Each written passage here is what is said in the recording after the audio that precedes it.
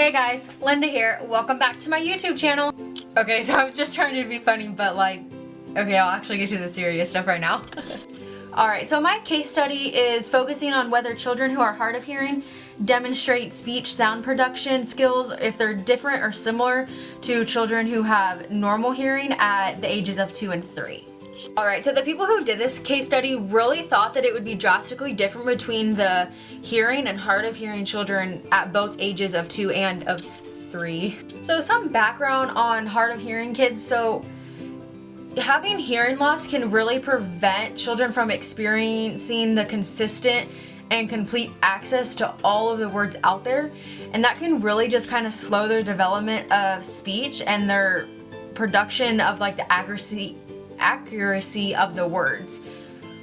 So with that, this is a really important case study because it shows us the details of how our hearing is really the main source of our speech, and if there is really a difference between the growth of speech sound production between hard of hearing children and normal hearing children, and how they really pronounce their vowels and consonants correctly depending on their difficulty of hearing. So this case study is really just trying to show us how different ages their speech sound production varies between hard of hearing and normal hearing children. And so they really predict that hard of hearing children would be slower or receive a lower score on the test than normal hearing kids would on the consonant production part, not on the vowel production part at the age of 2.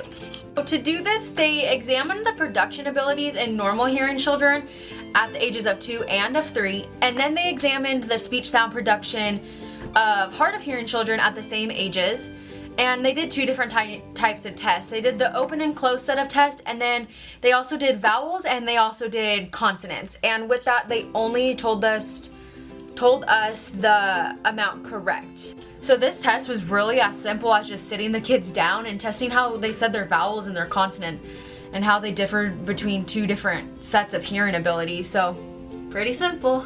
So they did this experiment just to give us further research on how to increase the hearing and speech in younger children. So after doing all that experimenting, their quantitative results really indicated that there was no difference between the groups on the vowel part of the test, but there were differences between the consonants part of the test on the percent correct. The children who had normal hearing really outperformed the children who were hard of hearing on the total percent of the consonants. So the normal hearing kids scored a 73% and the hard of hearing kids scored a 60%. But overall, the results for the analysis of percent consonants correct by developmental sound class indicated that both groups showed a predictable pattern related to developmental sound class. On average, the consonants in the early class was an 89% for normal hearing and 79% for hard of hearing, compared to the consonants in the middle class and the late classes being, for the normal hearing group, it was, in the middle class, it was 71%, and for the late class being 41%. And then for the hard of hearing in the middle class, it was being 45%, and in the late class being 37%.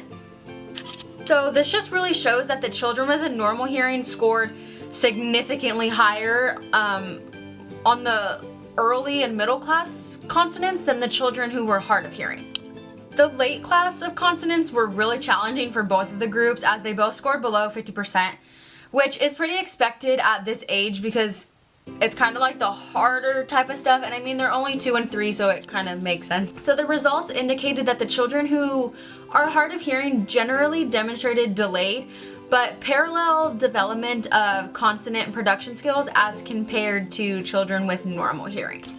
So the initial hypothesis was disconfirmed because the data actually shows that it's going to be the other way around.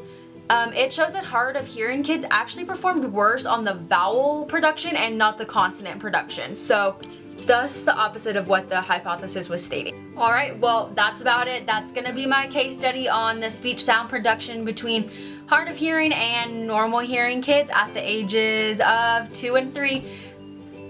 Bye!